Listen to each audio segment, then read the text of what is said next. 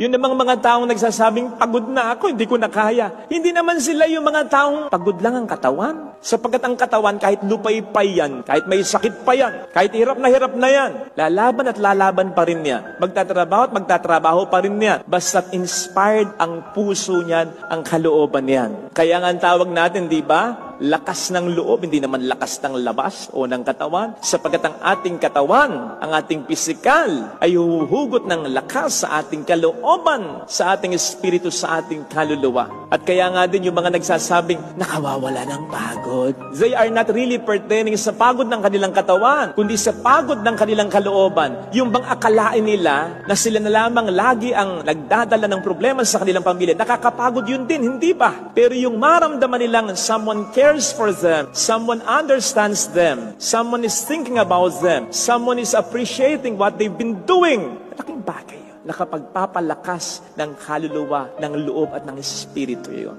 Kaya nga, yun ang alok na kapahingahan ng ating Panginoon